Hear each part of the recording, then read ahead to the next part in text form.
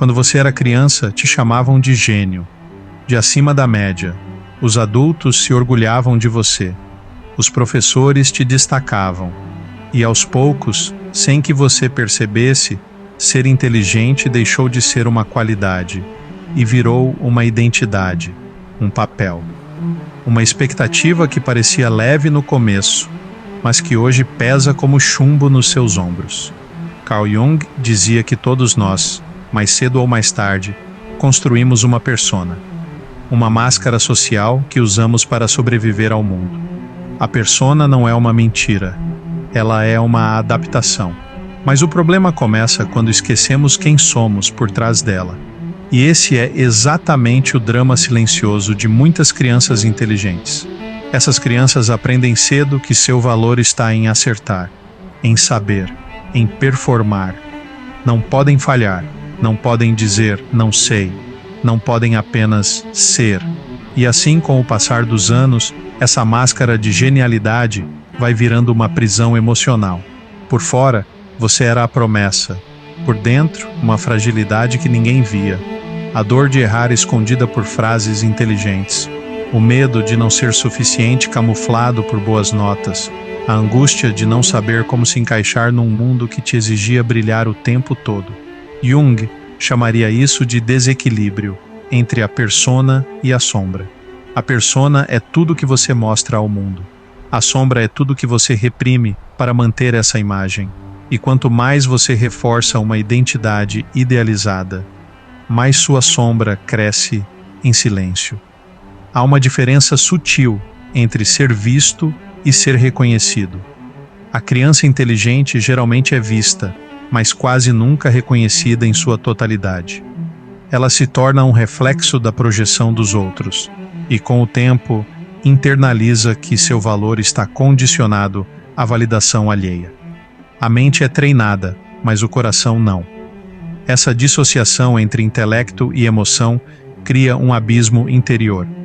Você se torna brilhante em entender o mundo, mas inapto em entender suas próprias necessidades. E isso cobra um preço silencioso com o passar dos anos. Muitos se refugiam na racionalização, explicam tudo, analisam tudo, interpretam tudo. Mas o que não conseguem é simplesmente sentir. Estão sempre 2 passos à frente emocionalmente, como se vivessem mais para observar do que para experienciar.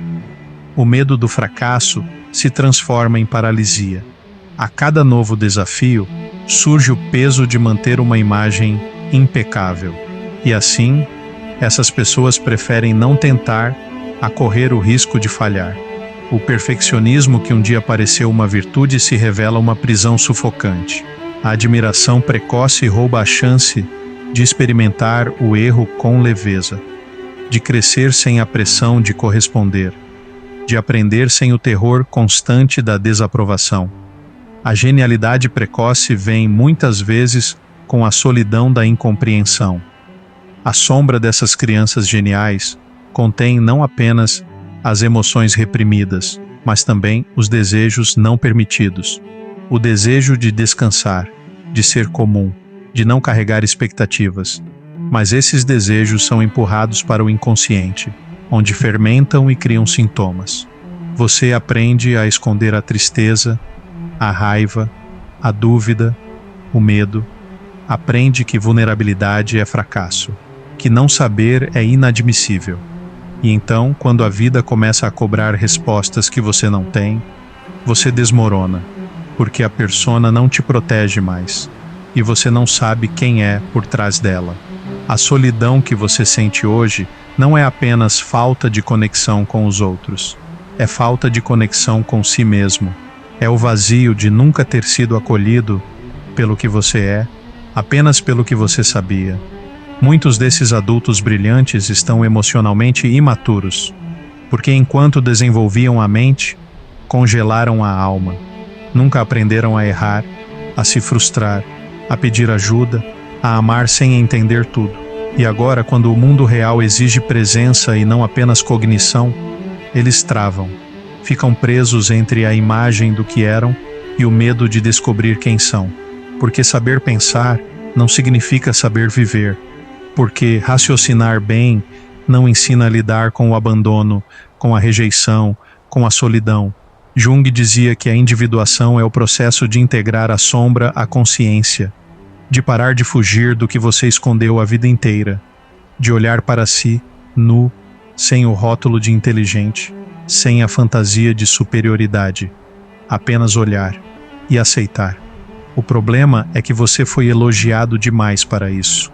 A inteligência virou uma armadura, uma defesa, e sem ela, você se sente vulnerável, pequeno, invisível, porque nunca aprendeu a existir sem performar.